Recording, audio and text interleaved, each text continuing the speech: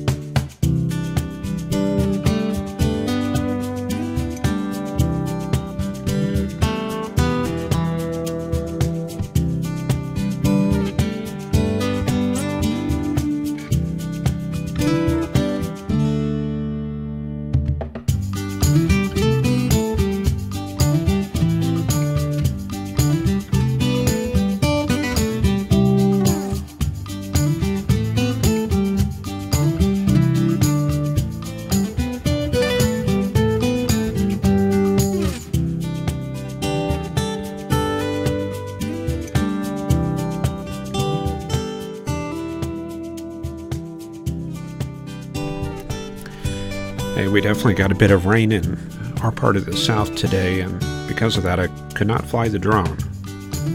So until I get a waterproof unit, then we're just going to be looking at some old clips here. So this is about a year ago, and we had fair weather back at that time. And this is what it looks like this evening. Definitely plenty of rain there. And what's causing that? Well, we shall see. There we go. We got a pretty active Hudson Bay vortex up here. You can see how things are. Got this concentric that. Guess you can look at that while I'm looking for it.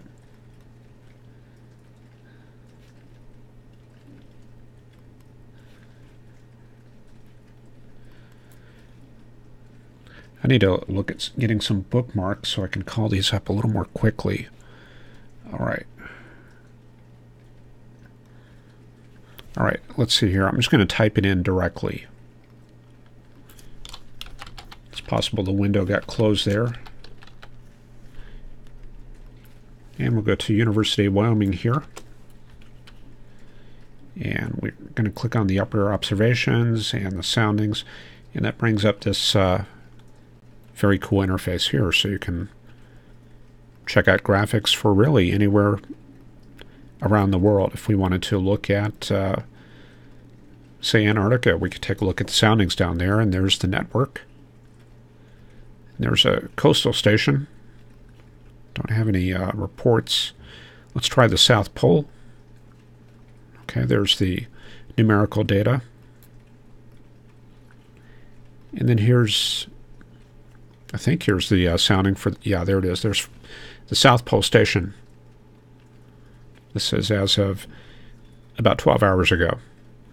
And it's a very high polar ice pack, about 2 miles deep. So the station is up there at about 10,000 feet, 700 millibars. And we can see a shallow Antarctic layer there, a couple hundred feet deep. And above that, the polar air mass itself and the tropopause above that right there. And above that, that's the stratosphere. So the stratosphere there is based at about 30,000 feet. And we can see the winds out of the northwest. And the question is, if you're at the North Pole, where is north? I mean, everywhere is north. But when you're at the South Pole, what you do is you reference the prime meridian. So these winds here would be blowing 45 degrees off the prime meridian. So basically coming from the the Atlantic Ocean basin there. If it was coming from the Pacific, we would have kind of a south wind. Let's check out one more station. I think McMurdo might be on here. And this is more of a coastal station, and it looks closer to what we would see in northern Canada. So temperatures there, it's the austral summer, about 18 degrees. Kind of splits a little bit. It's kind of divergent in that area, so we're not bringing too much mass up in that area. But here, we've definitely got mass coming together right there in eastern Texas. So that's kind of a hotbed there for rain, and we've definitely got the isentropic lift in that area. Other than that, a lot of high pressure covering the country right there, 1032 millibar high over Pennsylvania, and then a fresh outbreak coming in from Montana there, 1034 millibar high. Okay, time to make sure that we have no problems with the stream tonight. So I'm going to switch over to these charts here and we'll take a look.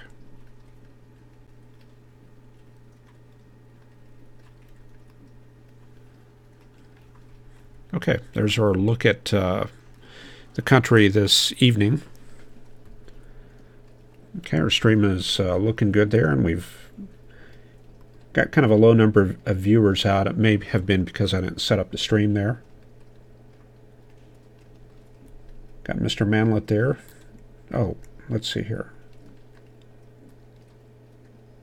Okay, we're up to 9 all of a sudden. Yeah, the graph is doing some weird things there. Mr. Manlet, 13 degrees in Rockford under mostly cloudy skies. David Moore is here. Cold day in northwest Texas.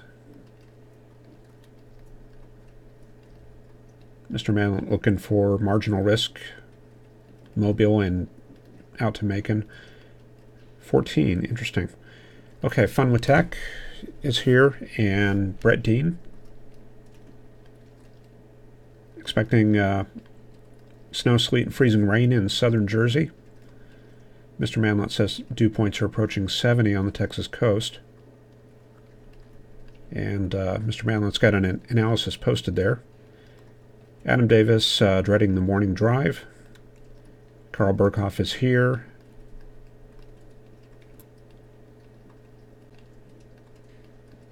Have Ryan Toomey's there in Florida. Burl H, a couple people reporting we lost the stream. That might have been when we were covering the soundings earlier. Ryan mentioning success for SpaceX and the entire crew.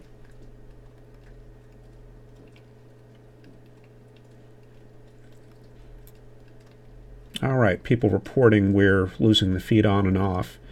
So we'll keep going at least for a few minutes here, and I'll just kind of keep an eye on it. It could be a problem here on our end. This could be a CenturyLink problem we're dealing with. So I am looking at some alternatives here, and I'll keep you all posted on that. All right, so let's see. Looking at the satellite, a lot less yellows on the terrain. It's kind of, in fact, let me kind of show that to you here. You can see we've got mostly green colors in the Great Lakes and northern U.S., and that indicates that we've gotten rid of a lot of the cold air that's covered that region, so temperatures have come up a little bit. And there's that mid-level system producing a little bit of snow there in Iowa, Kansas City, and Omaha. And then we can see the southern system right down there in Texas. And obviously, subtropical moisture is a big influence there.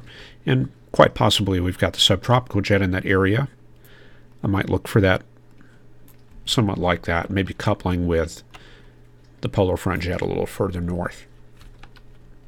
So convective elements and definite isentropic lift. And that would be the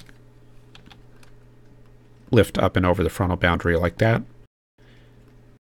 spiraling northwestward towards pressure falls in South Texas and the southwestern Texas area.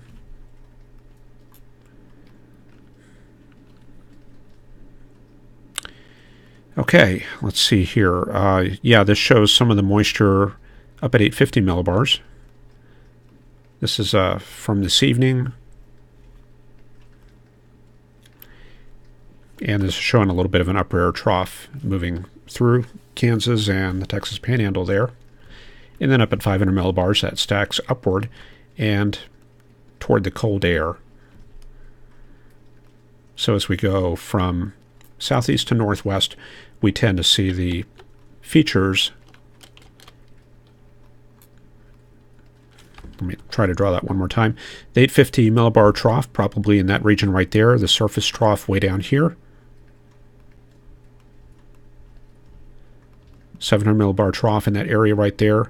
And then, obviously, the 500 millibar trough. This chart right here is the 500 millibar trough, and you can see the 500 millibar trough itself right there. So it's stacking up and towards the cold air, which is in this area right here. So everything looks pretty good there. Okay, let's see. We'll take a look at the Pacific, and we can see we've got a lot of precipitable water heading up for the British Columbia coast. So a lot of rain in that region, and we're going to probably be seeing polar air mass formation in the northern Rockies there in British Columbia, and possibly developing there in Alberta over the next hour, or the next 1 to 2 days there. Okay, hang on a second.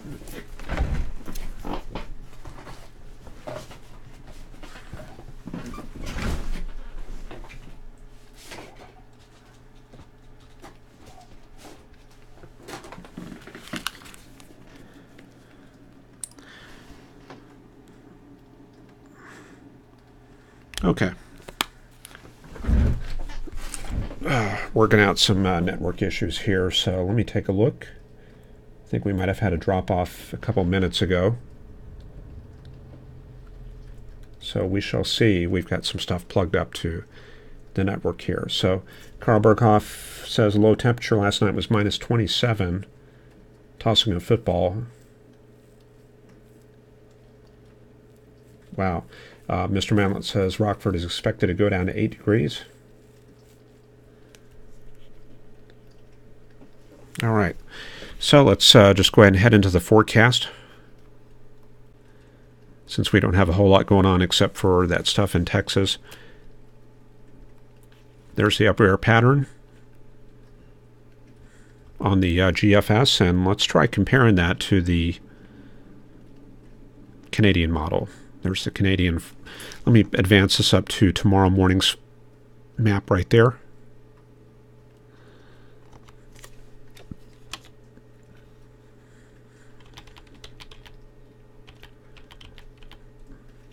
Okay, there's the Canadian. Let's get the GFS queued up. Then we'll get the European model queued up. Okay, so everything should be showing the 7th at 12Z, so we can kind of compare how the model is starting and look for initialization issues. Okay, so there's the GFS, there's the Canadian, and there's the European. Everything looks to be about the same, just minor differences out in the Pacific there. So there's a polar front jet right there, kind of a split flow.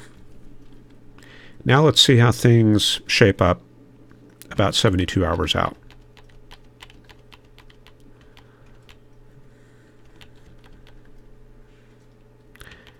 I think I'll bring this up to about Saturday at 12Z.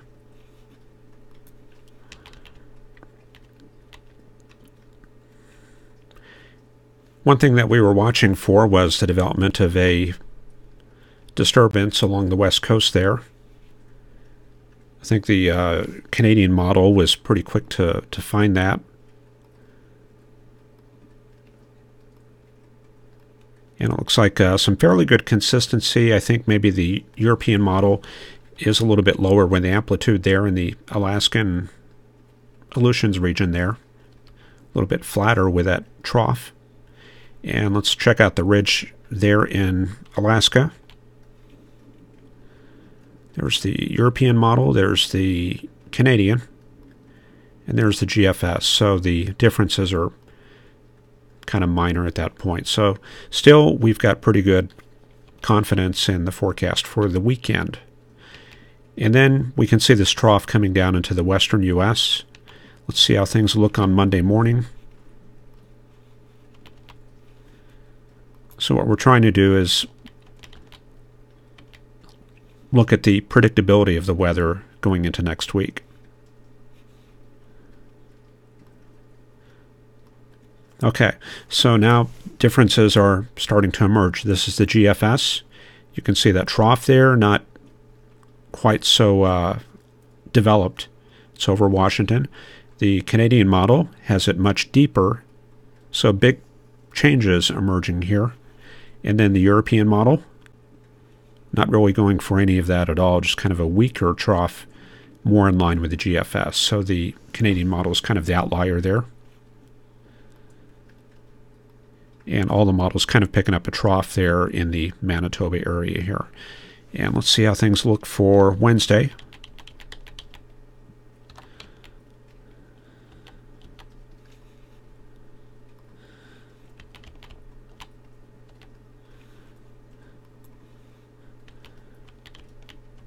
Okay, so we're taking that out to the 14th. Trough should be expected to move southeast. The GFS looks like it deepens that, takes that into Southern California. The Canadian model has that much deeper. And it looks like the European model is starting to pick up on that trough, and it's probably a little bit closer to the GFS position. Okay, so we've definitely got some differences emerging for the work week next week. And we've got a pretty good idea which models are in line and which ones aren't. So let's head into the forecast, and I think with this northerly flow, a good way to look at it is with the 850 millibar temperature anomaly. And I'm going to go ahead and just pick the median solution, the GFS here, and we'll see how things look. Here's our next outbreak coming south. This will be moving into the Dakotas tonight. So another cool down coming up. And see that this cold pool kind of works all the way down the Front Range, down into Colorado, Garden City, and all the way to the western Texas area.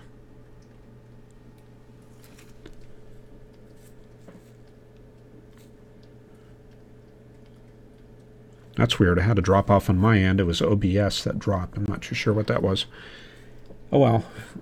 Hopefully you guys didn't see much of a drop there. Anyway, so this will be heading into Texas around the 11th. And right around this time, we're going to be looking for an upper level low on the west coast. It's probably associated with that feature right here, so we're going to see probably a cold front moving into the western U.S. around early next week. Meanwhile, Canada recharges for Tuesday and Wednesday. Another bit of cold air coming south. And after that, I think, let's see here. Yeah, I guess we're going to get one more outbreak around the 15th. So just continuing with this series of cold air outbreaks. And then it seems like the charts kind of break us out of that polar vortex pattern. Much different around the 21st than it was a few days ago. You can see how wound up things were around the 15th. And then by the 22nd, it's pretty much all gone. So now we're looking at just more Arctic air forming, but not much to push it south at that time. And pretty big warm-up for the western U.S. and central U.S. for the 22nd there.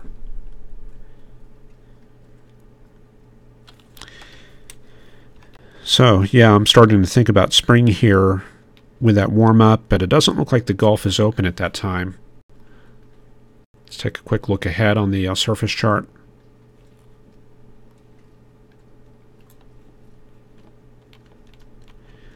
Yeah, there's those two couple of outbreaks around the 11th, 12th. Another one for the 14th. Another outbreak for the 16th there. And this is where we get the pattern shift. The Hudson Bay vortex breaks down. And now we start getting more of a Pacific storm track. And looks like maybe, the Gulf has opened up a little bit out around Alabama and Mississippi, but otherwise pretty quiet for the central U.S. And looks like another cold storm system coming across on the 22nd there. So that may be the end of winter there at the end of next week.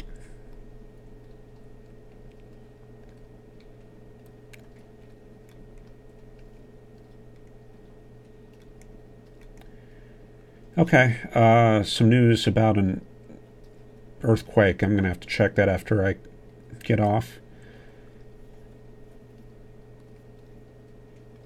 Little discussion about synoptic meteorology.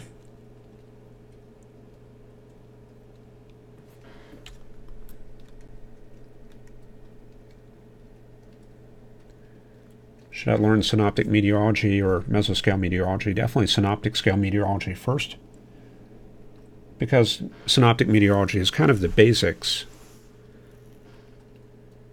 And mesoscale meteorology, I would say that's probably a more complex field as you get into things like radiation transfer, working with soundings extensively, cloud processes, and orographics, terrain interactions. There's a lot of things in that field. So I would, yeah, definitely start with synoptic. Okay, so that's probably about all I got for tonight. And I'm glad we were able to stay online there. So thank you for watching, and hopefully we will see you tomorrow. Take care. Bye-bye.